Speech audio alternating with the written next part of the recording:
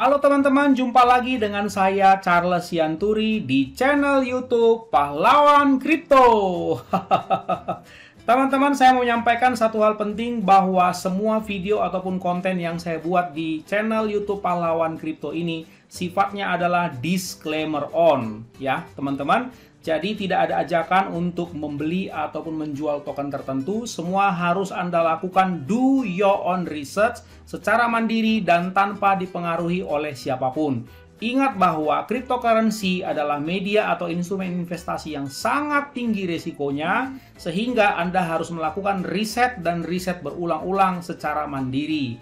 Ingat teman-teman, uang adalah uang Anda sendiri, untung dan ruginya juga ditanggung oleh Anda sendiri. Oke teman-teman, sekali lagi do your own research dan disclaimer on. Terima kasih. Oke teman-teman, selamat siang semuanya. Bagaimana kabar kalian? Saya harap kalian semua sehat-sehat dan selalu diberkati Tuhan dahsyat luar biasa. Amin. Oke teman-teman, kondisi global crypto market cap kita pada saat ini, pada saat saya membuat video ini, terpantau naik ya, bullish 3,59%. Dan tadi pagi teman-teman, ini saya sempat lihat 2 digit kalau nggak salah 12% ya. Kemarin memang selama 1-2 hari ya kalau nggak salah itu ada terjadi bearish besar-besaran ya. Besar-besaran kalau nggak salah. Matic ini kalau nggak salah udah 12 ribuan atau 13 ribuan, sekitar segitu, dari 20 ribu. Luar biasa ya. Nah, kalau jantungnya tetap berani, sebetulnya kalau ngambil kemarin lumayan nih, sudah naik lumayan, ya kan? Kalau mau TP dalam waktu singkat, short term udah cuan malah. Seperti itu ya, teman-teman. Jadi memang crypto market itu adalah very high risk dan very high gain, teman-teman ya. Oke. Nah, saya mau membahas secara ringkas khususnya tentang FTX token. Kalau kalian lihat trending di sini, teman-teman, FTX token dalam 2-3 hari belakangan ini kan dia betul-betul hancur-hancuran ya. Saya cek, saya ukur sekitar hampir 90% dia ngedump dalam 3-4 hari ini ya. 3-4 hari ini ada ngedump. Orang udah ngomong aja ini, wah ini mirip seperti Luna nih, udah wah macam-macam deh isu-isunya. Udah liar semua di grup-grup termasuk juga di Twitter ya. Nah, namun sekarang kita lihat dia terpantau ngepump cukup besar ya, 42,58%. Ya, Solana juga kemarin diisukan. Nah, sebetulnya duduk perkaranya atau jalan ceritanya gimana sih? Seperti itu ya. Di grup juga saya perhatikan mungkin agak-agak bingung, apalagi yang masih newbie, nggak tahu nih jalan ceritanya dari mana ujung pangkalnya. Ya, bagi kalian yang masih baru menonton video saya atau channel saya, ini ada grup saya Pahlawan Kripto ya. Silakan bergabung di grup Telegram t.me/pahlawan_kripto ya. Tinggal hanya tolong jaga etika sopan santun aja dan kenyamanan di di grup ya teman-teman. Oke, nah jadi jalan ceritanya sebetulnya gimana ya Bang, dan masih ada harapan nggak ya FTX ini? Soalnya ya biasanya kan kita punya mindset pola pikir mumpung lagi ngedrop, mumpung lagi hancur, ya ada yang berani ambil. Nah, tapi harus dicek dulu sebetulnya ini potensial nggak ya, atau memang barang rongsokan tanda kutip gitu ya. Jangan sampai salah begitu ya. Oke, kita cek dulu teman-teman jalan ceritanya ya. Saya mau bacakan dulu sama teman-teman. Ini saya udah siapkan sebetulnya link-link beritanya ya. Kita cek dulu ya sebetulnya apa sih FTX itu ya. Jadi FTX itu teman-teman dia adalah salah satu CEX. Jadi kalau misalnya teman-teman lihat di sini exchange spot ya, dia adalah CEX di 4-5 besar. Biasanya dia bertengger di sini teman-teman, 4-5 lah. Dia nggak pernah 10 besar, 5 besar. Jadi cukup tinggi sebetulnya ratingnya. Begitu ya. Namun hari ini kita ngelihat dia betul-betul sudah sangat drop sampai ranking 90-an kalau nggak salah. Ya, coba kita lihat. Nah, ini dia. Nah, ini teman-teman. Dan ini dengan skor nilai 3,8. Jauh banget loh itu. Ya, teman-teman. Nah, sebelumnya itu 4 besar atau 5 besar bertengger di atas ini. Ya, setelah Kraken lah, kira-kira seperti itu, atau dekat-dekat KuCoin. Nah, sekitar segitu teman-teman. Ya, ambruk banget ya. Oke, kita lihat dulu. FTX adalah pertukaran mata uang kripto Bahama. Ya, FTX didirikan di Antigua dan Barbuda dan berkantor pusat di Bahama. Pertukaran ini didirikan 2019. Pada Februari 2022 memiliki lebih dari 1 juta pengguna. Bayangkan, dalam 3 tahun ya sudah ada 1 juta users. Kita katakanlah 1 juta holder, misalnya gitu ya. Nah, FTX juga mengoperasikan FTX.US, pertukaran terpisah. Pertukaran itu maksudnya exchange ya teman-teman, yang tersedia untuk penduduk Amerika, ya US secara khusus seperti itu. Pada November 2022 ditemukan bahwa keuangan FTX sedang genting dan terkait erat dengan perusahaan saudaranya Alameda Research. Pengungkapan ini dengan cepat menyebabkan pengumuman dari Binance bahwa ia akan mengakuisisi FTX, meskipun akuisisi potensial runtuh pada hari berikutnya. Runtuhnya akuisisi, jatuhnya harga FTT, ya nama token FTX itu adalah FTT token ya, pertukaran FTX, dan larinya FTX mengakibatkan potensi kebangkrutan perusahaan. Nah, jadi begini teman-teman, si yang punya kan ini CEO lah ya, saya bilang si Sam Bankman-Fried ya, ini kan jadi dia ceritanya membuat juga ada satu perusahaan lagi namanya Alameda Research ya. Dimulai minggu ketika rekan saya Ian Allison melaporkan bahwa Alameda Research. Jadi selain FTX ya, bursa kripto seperti itu, CEX itu ada lagi yang namanya Alameda Research, sebuah perusahaan perdagangan yang didirikan oleh Bankman-Fried dan terikat dengan FTX, memegang sejumlah besar. Jadi setelah saya selidiki teman-teman, yang menjadi problem yang diperguncingkan oleh si CZ itu apa sebetulnya, supaya kita sama-sama belajar ya teman-teman. Nah, jadi secara tidak langsung Alameda ini saya cek ya, dia ngomong tentang laporan keuangan. Alameda Research inilah yang jadi whales di balik layar si FTT token ini teman-teman, karena dia memegang di laporan keuangannya asetnya itu banyak banget dalam bentuk FTT token. Seperti itu teman-teman ya, dalam bentuk FTT token. Sementara Binance juga memegang FTT token, kalau nggak salah 500 jutaan ya nilainya ya. Seperti itu, cukup banyak. Begitu. Lalu diperguncingkan oleh si CZ adalah, kenapa kamu membuat aset dan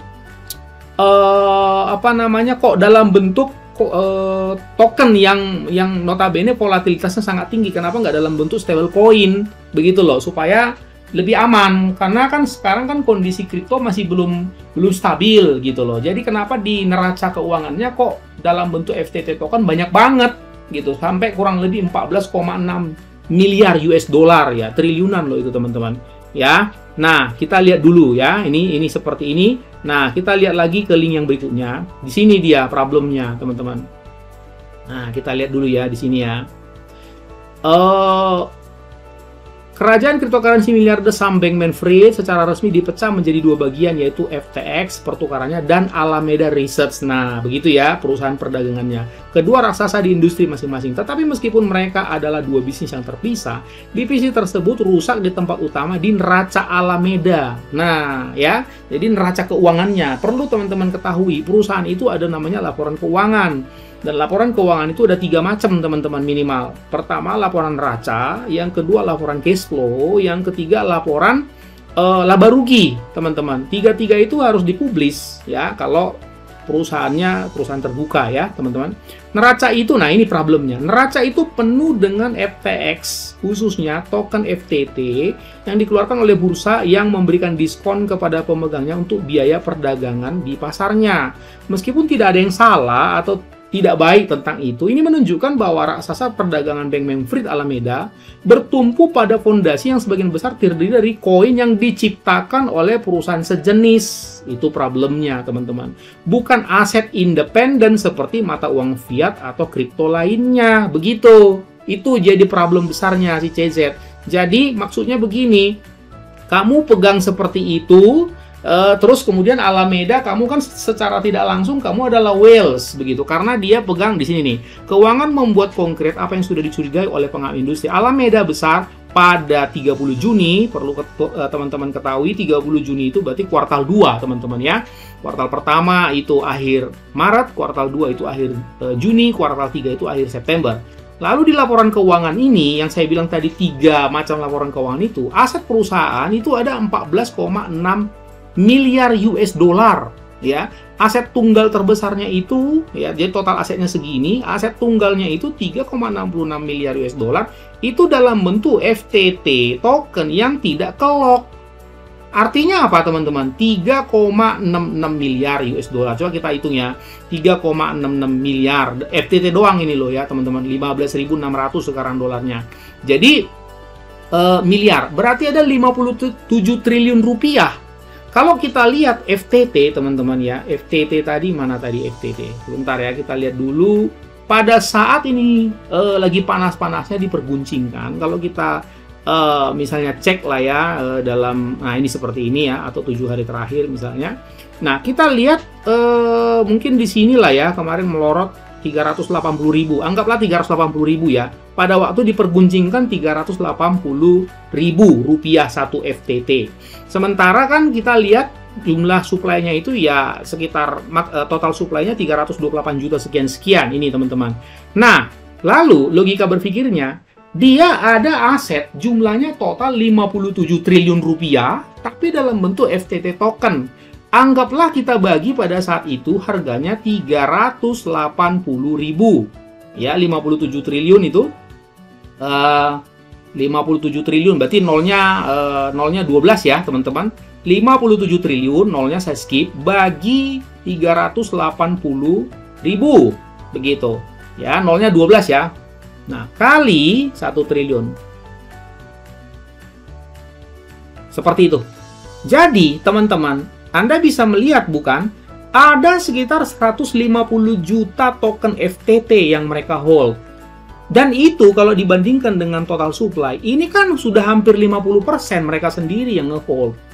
Iya bukan? Nah, dan CZ melihat ini suatu yang bahaya. Mengapa?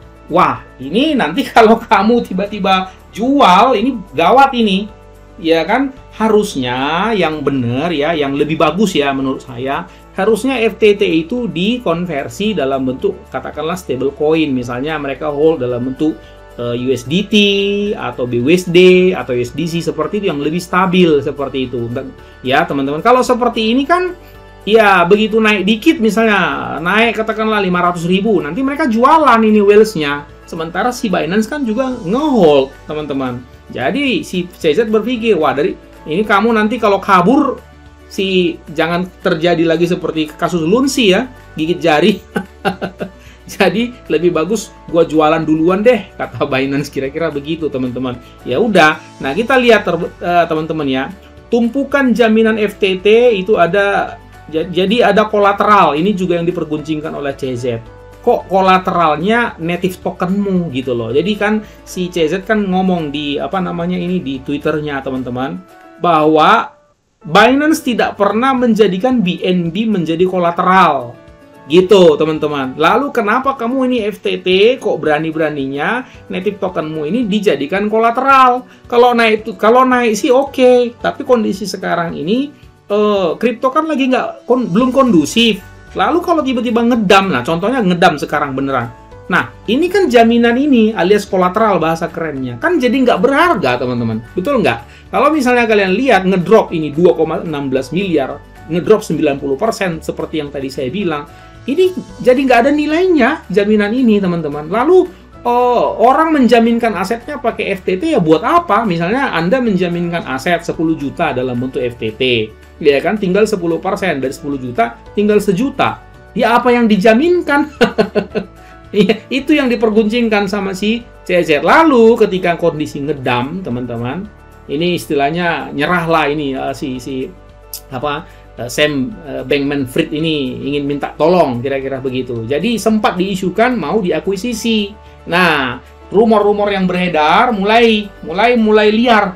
Ya, rumornya apa? Wah, ini 2 raksasa miliarder ya lagi berkompetisi ya, memperebutkan. Saya rasa bukan karena itu, teman-teman ya. Si Binance kan memang udah ranking 1, dia kan memang di atas ya. Kalau di cek tadi kita lihat itu kan ranking 1 ya teman-teman. Si apa namanya ini FTX kan cuma ranking 4, ranking 5. Enggak lah, bukan seperti itu gitu. Tapi memang murni karena secara laporan keuangannya dia nggak ini apa namanya nggak comfort lah di hatinya CZ ngelihatnya seperti itu ya. Nah, coba kita lihat lagi, kita lanjut ya teman-teman. Nanti semua info ini saya share di linknya di deskripsi video ya teman-teman. Nah, CEO Alameda Caroline Ellison menolak berkomentar FTX tidak menanggapi permintaan komentar. Lalu aset penting lainnya di neraca termasuk 3,37 miliar crypto holding. Jadi ini dalam bentuk kripto semua dan sejumlah besar token asli blockchain. Nah, ada Solana juga yang mereka hold. Jadi si FTX ini teman-teman, Exchange juga menghold Solana sebanyak 292 juta US dollar dalam bentuk SOL tak terkunci. Nah, ini lagi tak terkunci ya. Jadi nggak kelok. Nah, kalau nggak terkunci ini yang bahaya, bisa dijual kapan saja seperti itu. Ada lagi 863 juta Solana yang kelok. Jadi mereka ini memang ada kurang lebih 1 miliar lebih ya menjadi holdernya Solana. Seperti itu. 41 juta Solana dalam bentuk jaminan. Jadi si Bankman Fried ini kayaknya membuat kripto ini seperti itu modelnya ya. Ada yang kelok, ada yang nggak kelok, dan ada yang jadi jaminan. Saya secara pribadi teman-teman waktu belajar tentang keuangan, nggak boleh kita membuat jaminan ya kalau asetnya itu volatilitasnya tinggi seperti itu ya. Kalau jaminannya seperti emas itu masih boleh lah ya, masih boleh. Jaminannya tanah, setahu saya jaminan itu minimal dia harganya stabil. Aset yang dijaminkan itu harganya stabil ya. Misalnya seperti dolar. Kalau tadinya mereka buat dalam bentuk dolar, mungkin ya aman-aman aja gitu loh ya. Oke, atau tanah seperti itu kan. Nah, Bankman Fried adalah investor awal di Solana. Jadi itu problemnya. Makanya kemarin Solana itu juga sempat ngedam parah juga. Walaupun sekarang udah, kalau kita lihat ya udah lumayan pada berterbangan ya teman-teman. Seperti itu. Oke. Token lain yang disebutkan namanya adalah SRM. SRM ini Serum ya kalau nggak salah ya teman-teman. Nah, ini saya juga udah sudah cari infonya tentang masalah Serum. Nanti kalian baca. Serum token menjadi part terbaru di Bankman Fried Empire yang menakjubkan ya. Oke. Kemudian ini sudah ya. Lalu kemudian FTX position ini sudah. Jadi udah tahu ya teman-teman, problemnya adalah ketika di laporan keuangan aset-asetnya si FTX ini banyakkan dalam bentuk koin-koin kripto, di mana kondisi sekarang lagi nggak kondusif. Jadi orang kan khawatir dong. Coba kalau dibuat awalnya dalam bentuk stable coin, mungkin orang lebih comfort seperti itu loh. Kesalahannya sebetulnya nggak terlalu fatal kok. Ya, kalau seperti Lunsi kan itu lain cerita, teman-teman. Itu memang memang mengalami depek ya, depek. Jadi ada orang yang ngedam jual USDC, pemicunya kan di situ. Kalau ini masalah laporan keuangan yang nggak baik aja, memang sih ya. Coba aja kalian, coba kalau misalnya laporan keuangan harta kalian isinya barang-barang yang spekulatif semua, ya. Itu kan nggak ini kan, teman-teman, kurang enak lah gitu. Saya saja di saham itu belajar bahwa ya kita nggak boleh menaruh istilahnya harta kita, teman-teman, apalagi yang sifatnya jaminan dalam bentuk saham seperti itu. Semua saham semua itu nggak boleh, harus ada juga emas, ada juga kalau misalnya berminat beli dolar, ada juga misalnya properti, begitu loh. Jadi kalau sometimes volatile betul-betul hancur, ya nggak ini gitu loh. Coba Anda bayangkan kalau laporan keuangannya dibilang 14,6 miliar nih hartanya si FTX begitu ya, dalam hal ini temennya tadi nih, siapa namanya, Alameda ya toh, nih hartanya total 14,6 miliar nih, tapi kan fluktuatif begitu, anytime butuh di liquid masih butuh waktu kan. Tapi kalau dibilang ini Alameda Research dalam bentuk tanah, nah aman, orang juga lihatnya oh iya aman, begitu loh teman-teman ya. Oke, kemudian apalagi yang saya mau sampaikan, nah ini mungkin tambahan-tambahan info, teman-teman nanti bisa baca, saya akan posting ya di kolom deskripsi. Nah, jadi bukan karena mau saing-saingan ya teman-teman. FTX memiliki cryptocurrency aslinya. Ini dia juga sudah dijelaskan. Nah ini dia, publikasi crypto coin melaporkan dokumen bocor yang tampaknya menunjukkan bahwa Alameda Research, dana lindung nilai yang dijalankan oleh Mr. Bankman-Fried memegang token FTT dalam jumlah yang luar biasa besar. FTX dan Alameda dimaksudkan untuk menjadi bisnis yang terpisah, tetapi laporan tersebut mengklaim bahwa mereka memiliki hubungan keuangan yang dekat. Binance mengumumkan tanggal 6 November bahwa mereka akan menjual token FTT-nya karena pengungkapan baru-baru ini. Nah itu dia, ya. Jadi bukan serta-merta juga. Dan Binance juga mengatakan kami pada dasarnya sukanya itu long term, dia bilang gitu. Ya, Binance seperti itu. Setiap kali pemain utama dalam industri gagal, konsumen retail akan menderita, kata Binance. Dalam sebuah pernyataan, kami telah melihat selama beberapa tahun terakhir bahwa ekosistem kripto menjadi lebih tangguh, dan kami percaya pada waktu bahwa outlier yang menyalahgunakan dana pengguna akan disingkirkan oleh pasar bebas. Inilah. Jadi, kalau kalian perhatikan, belakangan ini kan dipajang itu ya di Twitternya Binance ya, tentang masalah dana-dana mereka yang ada di hold wallet dan di cold wallet. Jadi mereka transparan, makanya saya bilang di grup, rasa-rasanya belum ada checks yang setransparan mereka. Mereka punya dana apa saja, jadi dikasih tahu loh teman-teman. Dana untuk anti-dumping ya, untuk garansi kalau misalnya, kalau yang kita lihat kan, sometimes happen, tiba-tiba nggak bisa withdraw. Begitu kan teman-teman. Orang udah pada panik jualan, tiba-tiba di lock, nggak bisa di withdraw. Nah, Binance sudah memikirkan hal seperti itu sehingga dia udah ada lapisan-lapisan pendanaan yang siap. Sometimes misalnya terjadi ekstrim, dia udah siap. Ada dana-dana yang udah disiapkan, cadangan-cadangan. Dan itu bukan dalam bentuk koin teman-teman. Ada sih BNB sama dia pegang ya 6 yang setahu saya yang paling utama ya.